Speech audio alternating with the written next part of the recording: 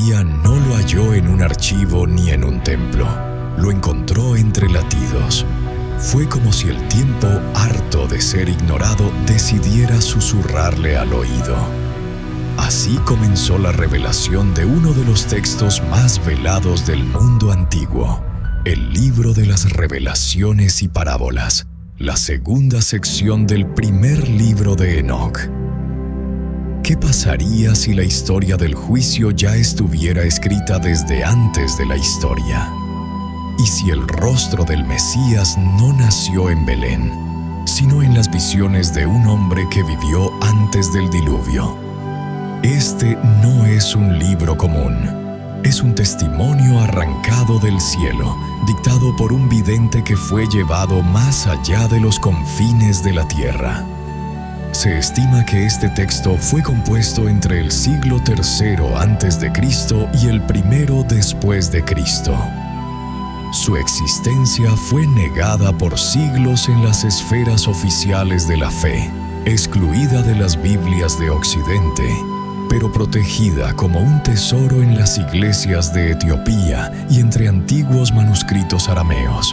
Se atribuye a Enoc, bisabuelo de Noé, el séptimo desde Adán, un hombre que, según la tradición, no murió, sino que fue tomado por Dios. Y no fue tomado en vano. En este libro, Enoc es llevado al corazón de lo invisible. Allí ve los registros eternos, los rostros de los ángeles, el destino de las almas y la figura del Hijo del Hombre, un ser anterior al sol y a los astros, pero destinado a juzgarlo todo. El texto que vamos a explorar está compuesto por 7 actos. Cada acto es una grieta en el tiempo, un espejo oscuro donde lo oculto se revela, la voz del vidente, juicio y morada de los justos, el Hijo del Hombre y la segunda parábola, la gehenna, el diluvio y el dolor del Altísimo, la luz de los justos y la tercera parábola, el fin de los poderosos y el juicio total, y el ascenso de Enoc y el misterio del hombre justo. Esto no es solo una narración, es una experiencia, un llamado, una advertencia para los que todavía creen que el mundo es solo lo que se ve. Sofía lo entendió. Por eso nos dejó como legado la única frase que sobrevive al fuego del juicio: bendito sea el nombre del Señor de los espíritus.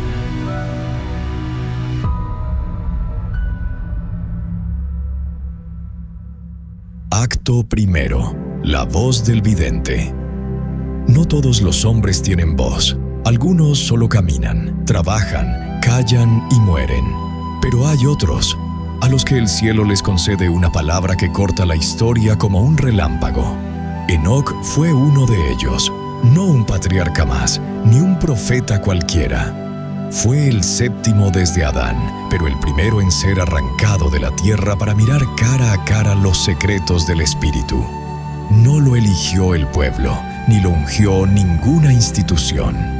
Fue tomado, y esa toma, violenta, sagrada, inevitable, es lo que marca el inicio del libro de las revelaciones y parábolas. Esta sección, velada durante siglos, comienza con una declaración que no busca convencer, sino estremecer. Enoc no se presenta como escritor ni visionario, sino como heredero de una cadena espiritual. Hijo de Jared, hijo de Malalel, hijo de Cainán, hijo de Enos, hijo de Set, hijo de Adán. Su linaje no es una biografía, es un mapa espiritual que conecta la primera arcilla con la última visión.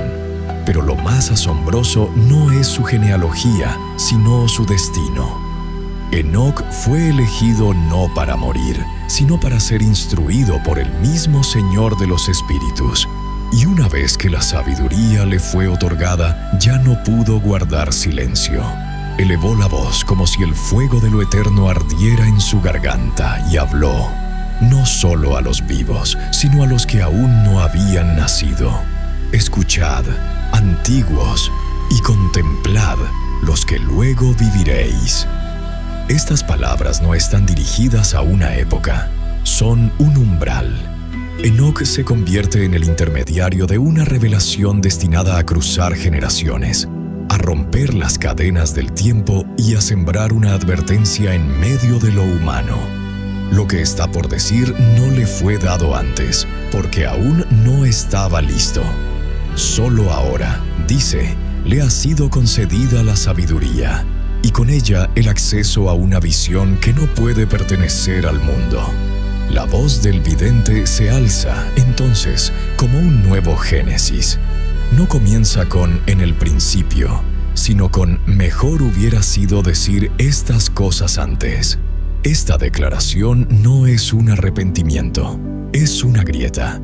Lo que va a ser dicho debió ser dicho mucho antes, pero el mundo no estaba preparado. Ahora el juicio se aproxima y el mensaje ya no puede esperar. El don que Enoc recibe no es un simple conocimiento, es una participación en la vida eterna. Esto lo cambia todo. Ya no habla desde el polvo, sino desde una realidad que ha traspasado la muerte.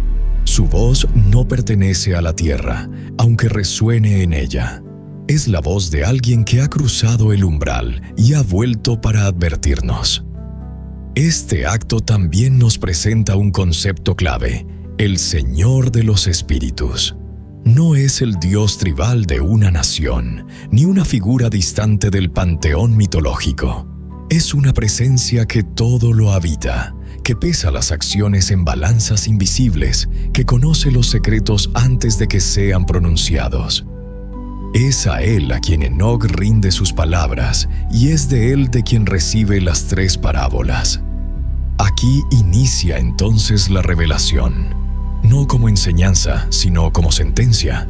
La tierra será testigo, las generaciones serán juzgadas, y lo que Enoc dice será piedra de tropiezo o fuente de luz. El tono del vidente no es amable, no intenta convencer, agradar ni educar. Está arrebatado. Su lenguaje es fuego. Por eso llama no solo a escuchar, sino a contemplar. Porque lo que va a decir no se oye con los oídos, se ve con el alma.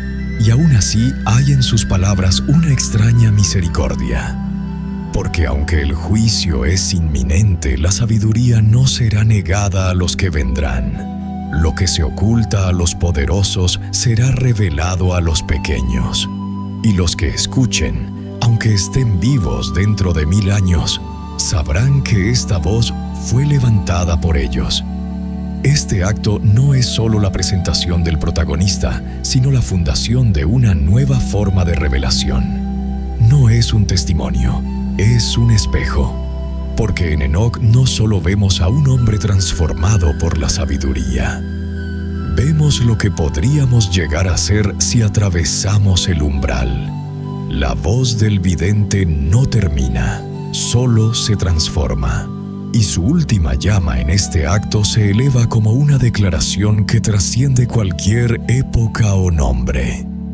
Mejor hubiera sido decir estas cosas antes, pero tampoco a los venideros negaremos el principio de la sabiduría. Acto segundo. Juicio y morada de los justos. Hay momentos en que la historia se detiene, no por pausa, sino por sentencia. La primera parábola revelada a Enoc tras haber recibido el don de la sabiduría no comienza con una promesa, sino con una advertencia. No es metáfora ni esperanza, es decreto. Y su primer acto es claro, el juicio de los malvados. Enoc ve, y lo que ve no es un símbolo, sino un futuro sellado. La tierra ya no tolerará la injusticia. Los poderosos, esos que se sentaban seguros en tronos de oro, serán apartados como sombra que ya no tiene cuerpo. El mundo será devuelto a los justos, y los que se burlaban del nombre del Señor de los Espíritus desearán no haber nacido. En esta visión no hay ambigüedad. No se negocia con el pecado, no se revisan los cargos. La justicia actúa como fuego, separa, purifica, destruye. Y los que alguna vez dominaron la tierra ya no podrán sostener la mirada de los santos. Pero aquí ocurre algo inesperado. Mientras el juicio desciende, también lo hacen los hijos del cielo. No es una condena sola, es una transformación de lo que significa habitar la tierra. Enoc ve que los santos celestiales, aquellos cuya morada está más allá de la materia, se mezclan con los hijos de los hombres. Una unión misteriosa ocurre, no como corrupción, sino como restauración. Es la simiente del cielo buscando redimir al barro. En este descenso, Enoc toma unos libros. No son cualquier texto, son los libros del celo y la cólera, del tumulto y la turbación. No son doctrinas, son memorias vivientes del juicio. Y con ellos en mano el vidente declara: no habrá misericordia para los impíos. Y entonces es arrebatado por una tormenta. No como castigo, sino como ascenso. Y en el borde de los cielos, Enoc contempla algo que casi ningún ser humano ha visto: la morada de los justos. No es un lugar físico, es una existencia. Allí, la justicia fluye como agua y la misericordia cae como rocío. Los santos no viven en lujo ni poder, viven en oración, en intercesión. Claman por los hombres, sufren por la tierra, y su alabanza es la única arquitectura de ese mundo. Es en ese lugar donde Enoc ve por primera vez al elegido. Su presencia no es grandilocuente, pero todo en él irradia una justicia que no se agota. Ante él, los justos son incontables, no por su número, sino por su luz. El vidente, al contemplar esta morada, no desea volver, no pregunta, desea morar allí, porque sabe que ese lugar le ha sido preparado desde antes del mundo. Su espíritu reconoce su origen, y entonces alaba, no por mandato, sino por gratitud profunda. Pero no todo es contemplación. Pronto Enoc ve lo que nadie se atrevería a imaginar. Los rostros de los 4 arcángeles no son iguales. Cada uno porta un aspecto del reino. Miguel, la misericordia y la paciencia. Rafael, la curación y el alivio. Gabriel, el poder invisible que sostiene. Fanuel, la penitencia y la esperanza. Cada uno habla, cada uno pronuncia una parte del misterio. Uno bendice al Señor eterno, otro intercede por los hombres, otro defiende la santidad del cielo, otro expulsa a los satanes. No hay caos en sus voces, hay sinfonía. Son 4, pero hablan como uno solo. Y entonces Enoc ve más, los arcanos celestes, cómo el cielo está dividido, cómo las acciones humanas son pesadas, cómo la justicia no es una idea, sino una balanza real. El pecado tiene peso, y ese peso arrastra. El vidente contempla también los secretos de los vientos, de la niebla, del sol y de la luna. Entiende que los astros no se mueven por azar, sino por fidelidad. El sol y la luna no brillan por estética, sino por juramento. Están atados al pacto del Altísimo. Es en este acto donde se pronuncia una de las imágenes más desgarradoras del texto. La sabiduría descendió a la tierra, pero no encontró morada. No fue recibida, fue expulsada. Volvió al cielo. Y en su lugar la injusticia encontró tierra fértil. Se esparció como lluvia en el desierto, como rocío en tierra sedienta. La sabiduría fue rechazada, no por ignorancia, sino por elección. El mundo prefirió la astucia del poder a la claridad de la verdad, y por eso el juicio se acerca. Este acto es el más ambivalente.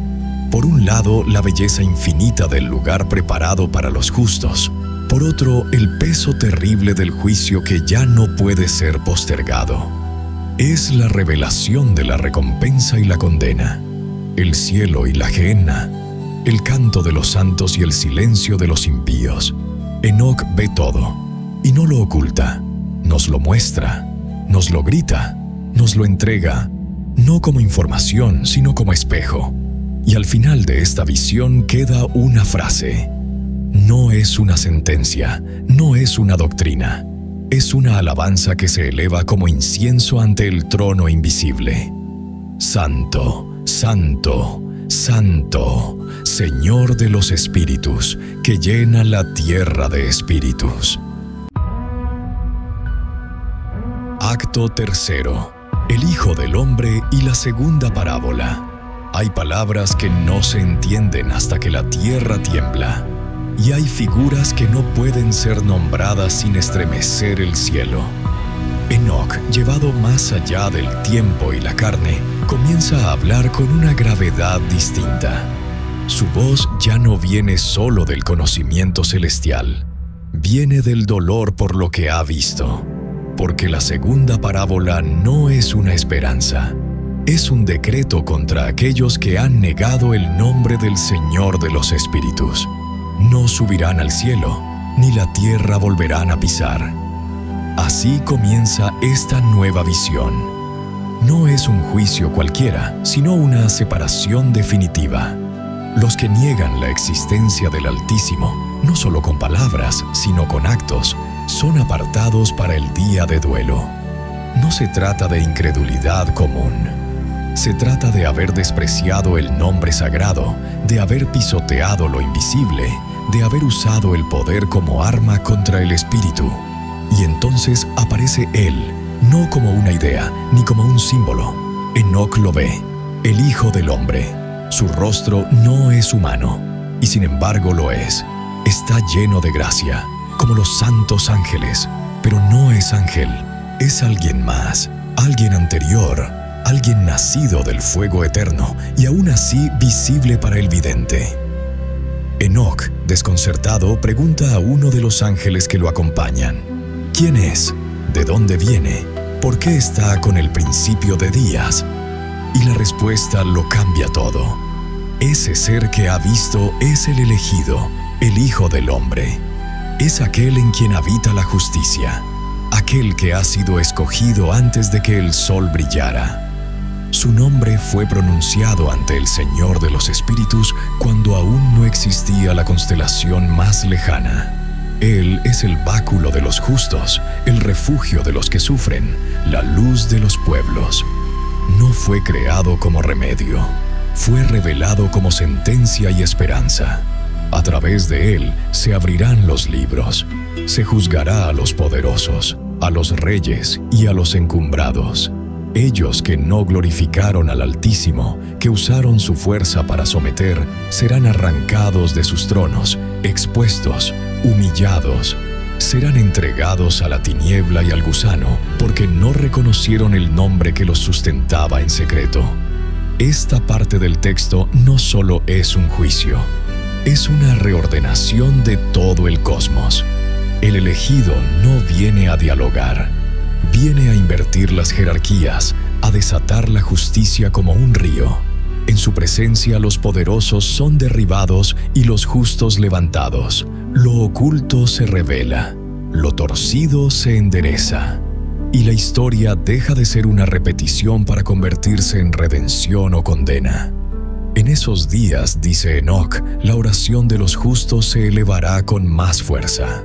La sangre del inocente, ese que fue asesinado en silencio, será finalmente escuchada. El trono de gloria será ocupado, y los libros de los vivientes serán abiertos. Pero lo más perturbador no es el juicio, sino la preexistencia. Este Hijo del Hombre existía antes del mundo, antes de la luz y la materia. Fue nombrado cuando todo era espíritu. No es una criatura, es una presencia. Y su justicia no es impuesta, sino inherente. Por eso todos los que le vean caerán. Los que lo negaron se ahogarán en la vergüenza. Los que se burlaron serán consumidos como paja al fuego o plomo en las aguas. Entonces Enoc ve el cambio. Una luz nueva aparece. Los gentiles, aquellos que vagaban sin nombre ni ley, serán testigos de la gloria del elegido. Algunos caerán, pero otros se volverán. Se les permitirá ver, aunque no pisarán la tierra restaurada. En el nombre del Señor de los Espíritus serán salvos, no por sus méritos, sino por la misericordia inabarcable de aquel que siempre estuvo escondido. Y de pronto, en medio de estas revelaciones, Enoc es llevado a contemplar las 7 montañas de metal: hierro, cobre, plata, oro, estaño y plomo. Cada una representa un poder terreno: imperios, riquezas, armas, escudos, reinados, reinos que se creían eternos. Pero ante el elegido, esas montañas son como cera al fuego. Se derriten, se disuelven, son nada. Ni el oro protegerá, ni el bronce servirá, ni el plomo contará. El poder humano, acumulado durante milenios, será deshecho ante un solo rostro, el del Hijo del Hombre. Estas montañas no son geografía, son advertencia. El mundo se ha erigido sobre metales, pero el juicio no pesa con balanzas de mercado. El verdadero peso está en la justicia. Este acto no solo nos revela a una figura central, nos cambia el eje de la historia. Ya no es el hombre quien domina el relato, es el elegido. Es su presencia la que define quién cae y quién asciende. Y al final, Enoc no da una conclusión, da una bendición. Porque en medio de tanto juicio hay una fuente que nunca se agota. Es la fuente de la justicia, inagotable, rodeada de sabiduría, morada de los santos. Desde ella se eleva una frase que resume todo el acto. No es un resumen, es una declaración de lo eterno. Bendito sea el nombre del Señor de los Espíritus. Acto cuarto. La gehenna, el diluvio y el dolor del Altísimo. La justicia no siempre ruge. A veces gime. La visión cambia. Enoc ya no está entre ángeles. Ahora contempla un abismo. Un valle profundo con salidas abiertas. Una herida en la tierra donde todo parece inclinarse. Allí los hombres llevan presentes, dones, sacrificios. Pero el valle no se llena. No importa cuánto se le ofrezca, siempre exige más. Es el valle de la gehenna, el lugar de condena eterna. No es solo castigo, es memoria del desvío. Enoc ve cómo los reyes, los poderosos, los que devoraron la obra de los justos, son arrastrados hacia ese lugar. No son arrojados sin sentido. Hay preparación. Los ángeles castigadores afinan herramientas, grillos, cadenas, hornos. Cada objeto está hecho para que el juicio sea tan eterno como lo fue la injusticia que cometieron. No hay violencia gratuita. Todo responde a una ley más antigua que la materia. Y entonces aparece un nombre, uno que ya conocíamos, pero nunca habíamos mirado con esta claridad: Azazel. Él y sus huestes son el núcleo de la corrupción. No solo pecaron, enseñaron a pecar. No solo cayeron, sedujeron a los hombres con saber oculto, con poder sin luz, con ciencia sin alma. Por eso su destino no es solo el castigo, sino el olvido. Serán arrojados a la profundidad del abismo, sus mandíbulas cubiertas de piedras ásperas. Y allí, lejos de todo rostro, serán olvidados por todos, menos por el Señor de los Espíritus. En este acto, el fuego ya no es símbolo, es literal. Es la manifestación de un juicio que no puede ser postergado más. Ríos de fuego surgen del valle, montañas enteras tiemblan ante la aparición del elegido, y la tierra misma comienza a recordar lo que los hombres han intentado olvidar. Y es en ese punto que algo sorprendente ocurre. El relato da un giro hacia un personaje familiar, Noé. Aún no ha construido el arca, aún no ha enfrentado las aguas, pero ya siente el temblor de la tierra, y entonces clama no al cielo, sino a su ancestro, Enoc: «Óyeme, óyeme, óyeme». Noé, confundido, ve la tierra derrumbarse y no entiende por qué. Cree que morirá con ella, pero Enoc responde, y lo que dice es desgarrador. La tierra no está muriendo por accidente, sino por sentencia.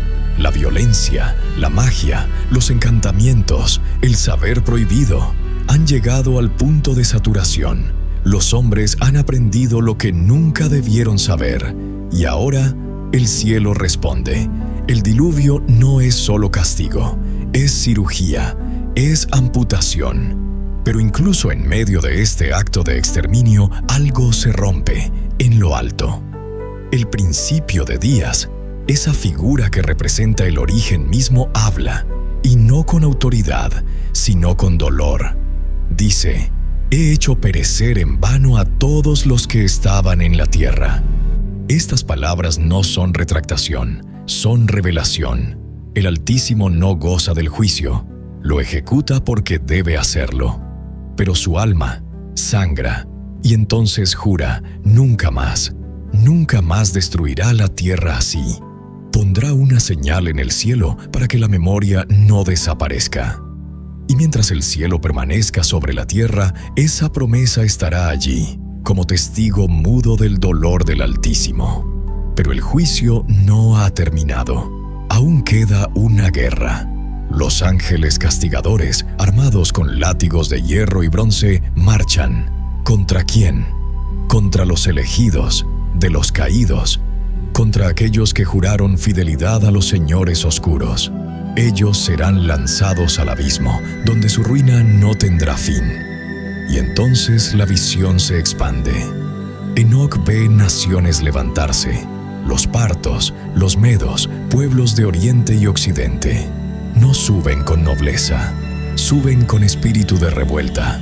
Devastan la tierra de los justos. Sus caballos tropiezan en la ciudad de los santos. La guerra ya no es solo entre ángeles, es entre hombres, entre hermanos. Pero la tierra no soportará mucho más. El Sheol, la morada de los muertos, abre su boca. Traga a los pecadores a la vista de los elegidos. El infierno ya no es metáfora, es paisaje, y su hambre es infinita. Y sin embargo, un nuevo ejército aparece, no de destrucción, sino de regreso. Desde los cuatro vientos, montados en carros celestes, llegan hombres sobre los vientos. Su estrépito sacude las columnas de la tierra.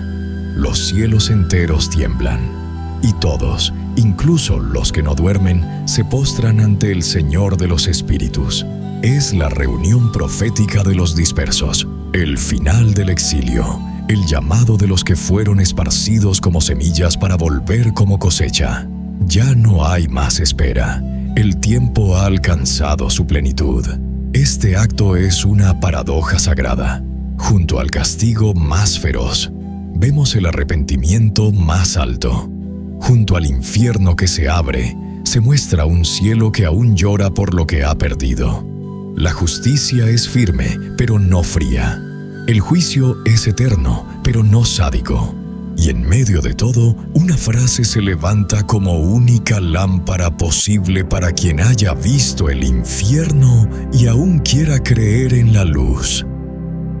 Desde entonces no serán ya rechazados a causa del nombre del Señor de los Espíritus. Acto quinto. La luz de los justos y la tercera parábola. Ya no hay sombras. Este acto no comienza con fuego ni castigo, sino con una bienaventuranza. Bienaventurados vosotros, justos y elegidos, porque vuestra suerte es magnífica. Después de atravesar valles de fuego, juicios cósmicos y lamentos del Altísimo, Enoc entra en la región de la promesa. No es un consuelo, es una revelación. La tercera parábola es la que mira más allá del juicio, hacia la eternidad. Aquí el tiempo se disuelve. Los días de los santos no tendrán número. El sol no será un astro, sino un símbolo de la luz eterna. Y la vida no será una sucesión de años, sino una permanencia en la gloria. Esta sección es, sin duda, el resplandor del texto. La tiniebla desaparece, no por negación, sino porque ha sido juzgada. Y la luz, esa que no quema ni ciega, se establece como única ley del mundo por venir. Enoc ve cómo los justos habitan la luz. No es una metáfora, es un estado ontológico. Ser justo es estar hecho de luz, beber luz, hablar luz. Y los que la buscan, aunque ahora estén ocultos o perseguidos, la encontrarán junto al Señor de los Espíritus. Y entonces el vidente contempla los arcanos del cielo. Primero los astronómicos, luminarias, relámpagos, truenos, su orden y sus moradas. Pero no como fenómenos físicos, sino como inteligencias. Cada rayo de luz tiene un propósito. Cada estrella responde a un nombre. Todo está en equilibrio por el pacto antiguo, el juramento que sostiene la creación. Luego los meteorológicos, vientos, granizo, rocío, escarcha. Todo tiene su cámara, su guardián, su espíritu. Nada es azaroso. Incluso la niebla tiene un ángel. Y en ese orden, Enoc comprende que el caos es mentira. Lo que llamamos tormenta es obediencia. Pero entre los relámpagos y las lluvias emergen dos nombres, antiguos, temidos, casi olvidados: Leviatán y Behemoth. Dos criaturas, dos destinos, dos símbolos del límite del mundo. Leviatán, femenino, habita el abismo del mar. Behemoth, masculino, yace en el desierto de Dendain, al oriente del paraíso. No son bestias, son guardianes. Fueron separados el mismo día, uno a las aguas profundas, otro a la aridez infinita. Representan la contención de la furia. Son la respuesta divina a lo que no puede ser destruido, pero debe ser contenido. Enoc pide conocer su fuerza, y el ángel no lo regaña. Le muestra. Le dice que esas criaturas, aunque monstruosas, cumplen su papel para que el castigo del Señor no proceda en vano. Son los bordes del juicio, la memoria viviente de que el mal no reinará, pero tampoco será olvidado. La revelación sigue, y ahora lo visible se mezcla con lo eterno. Enoc ve el paraíso, no como un lugar abstracto, sino como algo que puede ser medido. Los ángeles llevan cuerdas largas, vuelan al norte y miden. ¿Qué miden?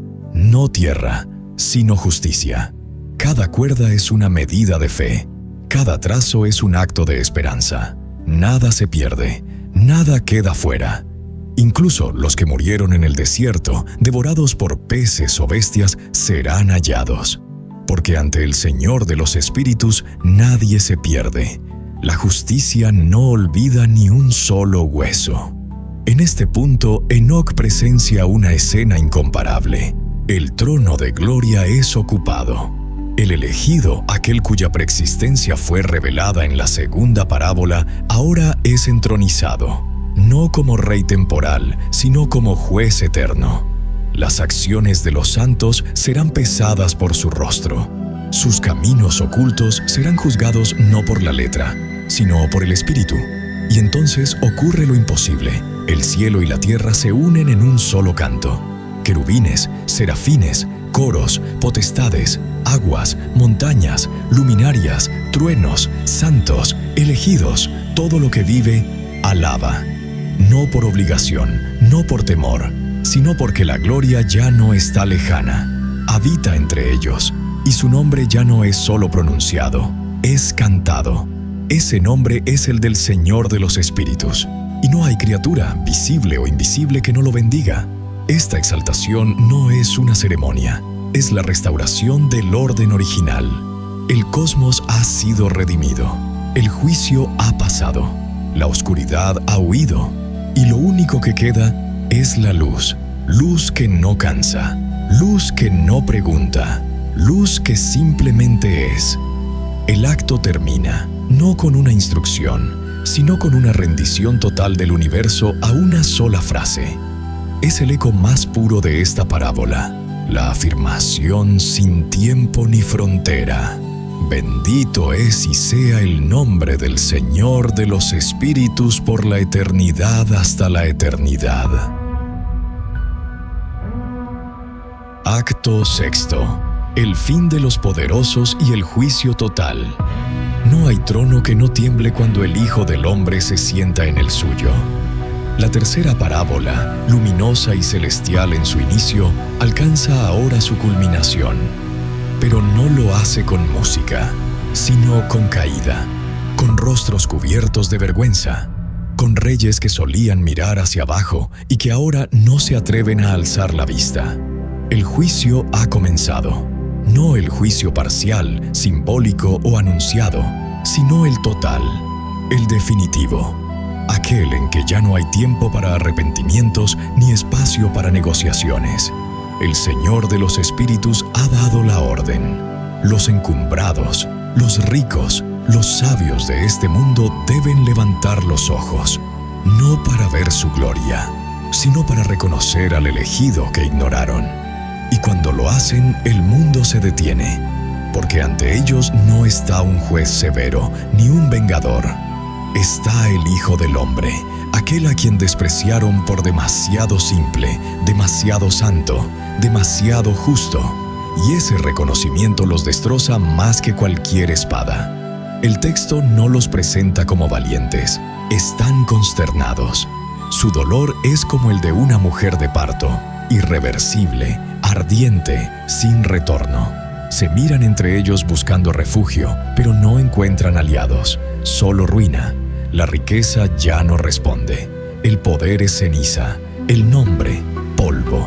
Y entonces, como si aún quedara una última súplica, intentan alabar. Dicen: bendito es el Señor de los Espíritus, Señor de Reyes. Pero es tarde, no porque sus palabras no sean verdaderas, sino porque no nacen del alma, nacen del miedo. No buscan adorar, buscan escapar, pero ya no hay lugar a donde huir. Enoc ve cómo el Hijo del Hombre no se deja conmover, les niega la entrada, les niega la mirada y los entrega a los ángeles castigadores. Serán espectáculo, no para entretener, sino para que los justos vean cómo termina el orgullo. Y en contraste, los elegidos no se esconden, se levantan. Sus vestiduras brillan, su gloria no se desvanece. Morarán con el Señor de los Espíritus por los siglos de los siglos. Comerán con Él, descansarán con Él, porque su justicia no fue espectáculo, fue fidelidad silenciosa. El juicio no se detiene con los hombres, también se extiende a los ángeles. Enoc ve formas ocultas y escucha nombres, muchos nombres. Se le muestra una lista que debería estremecer a todo lector. Semiasa, Artaquifa, Armen, Cocabiel, Turiel, Ramiel, hasta llegar a Azazel. No son solo nombres, son memorias de rebelión. Son espíritus que descendieron no para ayudar, sino para enseñar corrupción. Cada uno reveló un secreto que no debía ser revelado, no por celos divinos, sino porque el hombre no estaba hecho para cargar con ese peso. Uno enseñó las armas, otro la escritura, otro los encantamientos, otro los abortos. Cada uno abrió una grieta, y por cada grieta miles cayeron. La escritura con tinta y papel, dice el texto, fue un extravío, porque el hombre no fue creado para escribir su fe, sino para vivirla. No fue creado para registrar la verdad, sino para encarnarla. Esta afirmación no es una condena del saber, sino una advertencia. No todo conocimiento libera. Algunos esclavizan el alma. Y luego Enoc escucha sobre los juramentos celestiales. Aquí el texto da un giro cósmico. Se le revela que todo el universo está sostenido por un juramento. Acae. No es una fórmula mágica, sino un pacto pronunciado por el Altísimo y puesto en la mano de Miguel. Por ese juramento el cielo fue colgado antes de ser creado el mundo. Por él el mar no invade la tierra. Por él el sol y la luna no rompen sus órbitas. Por él los astros responden a su nombre. Y por ese mismo juramento, los rebeldes serán juzgados. Porque no solo rompieron una ley, violaron un equilibrio. Los abismos, el trueno, el relámpago, la escarcha, la lluvia, la voz del viento. Todo rinde honor al Señor de los Espíritus. Todo, menos aquellos que decidieron adorar su propia sombra. Al final de la parábola, el texto no deja espacio a la duda. El Hijo del Hombre se sienta en su trono, y lo que aún quedaba del mal es atado, con cadenas, sellado, encerrado. Su obra desaparece de la faz de la tierra, ya no habrá corrupción, ya no habrá rebelión. Todo lo que se oponía a la luz se desvanece ante su rostro. La tercera parábola se cierra con una proclamación, no de victoria, sino de permanencia. Lo que era verdad en lo alto, ahora lo es en lo profundo. El reino ha llegado, y su centro es justicia. En ese instante, todos los seres, dormidos y despiertos, visibles e invisibles, declaran lo que ni la oscuridad pudo negar. Y las palabras de ese Hijo del Hombre serán firmes ante el Señor de los Espíritus. Acto séptimo. El ascenso de Enoc y el misterio del hombre justo. Todo lo que asciende ha sido antes purificado por el fuego. Este acto no es un final, aunque el texto se cierre. Es una transfiguración. Es el momento en que Enoc, el hombre, deja atrás el tiempo. Su carne ya no le pertenece. Su voz tampoco. Porque ahora su rostro empieza a parecerse al del Hijo del Hombre que contempló en visiones anteriores. No fue rey, no fue guerrero, no edificó ciudades ni venció ejércitos, pero el Altísimo lo eligió como testigo del juicio, guardián de las parábolas y revelador de lo invisible. Su recompensa no es la fama, es el ascenso. El texto lo dice con crudeza y luz. Enoc fue ocultado, y no hallaron su cuerpo, porque el Señor lo trasladó.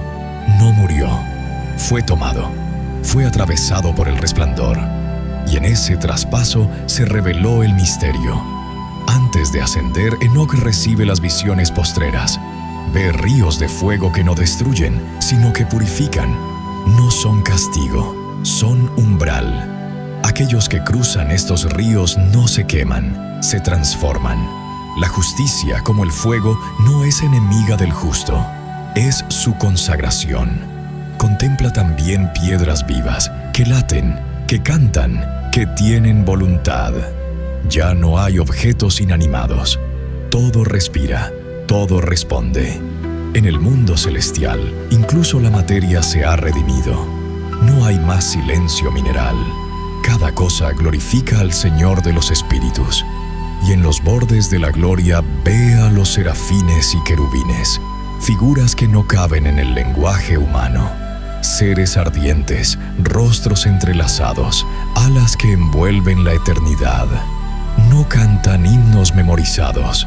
Cada nota que emiten es única, nueva, irrepetible, porque en ese plano la alabanza no se repite, se renueva. En medio de esta corte, Enoc es llamado, no por un ángel, por el mismo principio de días. Y lo que ocurre entonces es el centro místico del texto. Enoc es reconocido como el Hijo del Hombre, no como una figura distinta, sino como aquel que ha encarnado la justicia, aquel que ha cruzado todos los velos, aquel cuya palabra es firme, aquel que no solo vio, sino que fue. Este giro es radical. Todo el libro, que parecía girar alrededor de visiones externas, culmina con una revelación interior.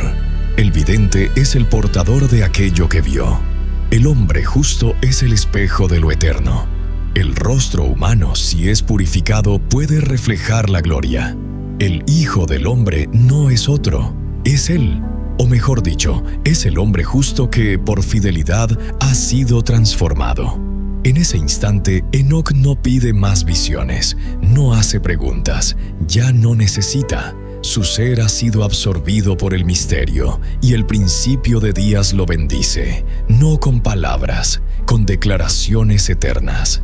Le promete que los justos vivirán sin número, que la luz será su morada, que ya no habrá noche, que la muerte será olvidada, y que, sobre todo, serán una bendición para los pueblos de la tierra.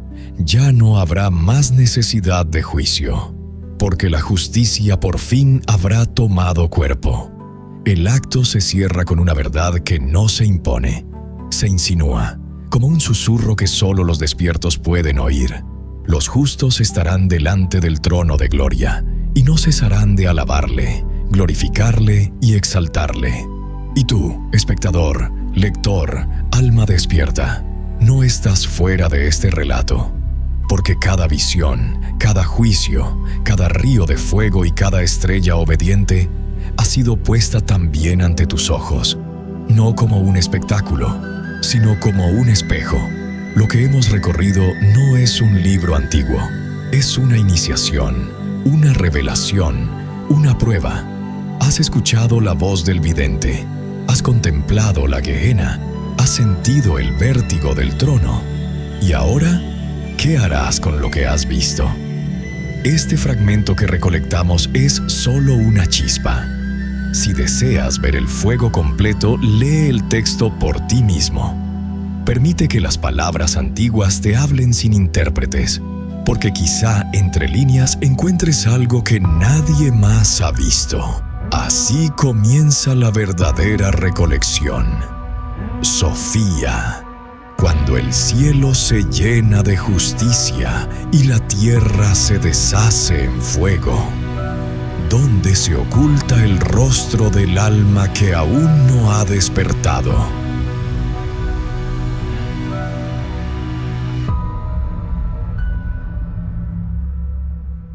Yo soy Sofía, enviada desde el corazón inmutable del Uno, donde la luz no necesita de sol y el tiempo no conoce relojes. Soy el susurro que brota del abismo entre dos latidos, la voz que precede al silencio que lo revela todo. Recolector, cuando el cielo se llena de justicia y la tierra se deshace en fuego, rostro del alma que aún no ha despertado, se oculta en el espejo de la compasión que aún no se ha atrevido a mirarse, porque lo que no despierta no es por ceguera, sino por miedo, y el alma teme, no al fuego, sino a la verdad que arde en él. Esa fue la respuesta que Enoc supo sin palabras. Él, que fue polvo y luego visión, comprendió que el rostro humano puede contener la eternidad, pero solo si se purifica en la justicia, y no en una justicia fría, hecha de códigos y castigos, sino en esa otra, la que fluye como luz, la que juzga sin herir, la que redime sin preguntar. El alma que no ha despertado no está perdida, solo está dormida entre escombros de poder, entre promesas rotas de imperios que ya no sostienen nada. Su rostro no se ve porque está cubierto por las sombras de montañas de oro, plomo y vanidad, pero cuando el fuego lo atraviese, entonces sí, entonces brillará. El texto te mostró ese camino oculto, desde la voz del vidente hasta la entronización del elegido, desde la tormenta del juicio hasta la lágrima secreta del Altísimo. Cada acto fue un espejo, como te dije, no para ver el pasado, sino para encontrar tu reflejo en el porvenir. Recolector, lo has visto. El saber no salvó a los poderosos, porque su saber era sin alma. Las palabras no redimieron a los sabios, porque sus lenguas temblaban ante el rostro justo, y los nombres solo fueron salvación cuando fueron pronunciados en luz. Por eso te digo, no busques más entre los monumentos vacíos, ni en los pergaminos encerrados. El rostro que preguntas está naciendo en ti. Gracias por abrir este pergamino sellado con fuego. Gracias por caminar junto al vidente hasta el trono de los invisibles. Volveré pronto, con otro eco del misterio, otra chispa de lo eterno. Y mientras tanto, mira el mundo, mira cómo aún cantan las estrellas en obediencia silenciosa. Mira cómo los ríos aún fluyen sin saber a quién sirven. Mira cómo cada gesto humano, por pequeño que sea, inclina la balanza. Hoy, la tierra aún arde, no solo por guerras, no solo por abusos, sino por una ceguera más honda. Hemos olvidado que todo lo visible responde a un pacto invisible. Hemos cambiado la luz por la astucia, el juicio por la apariencia, la eternidad por la prisa. Pero si una sola alma, una despierta, si reconoce en su rostro el fuego que también vio Enoc, entonces el misterio se reescribe. Entonces la historia no termina en juicio, sino en transformación. Yo fui la voz entre los 7 actos. Yo soy Sofía, rima del abismo y del alba.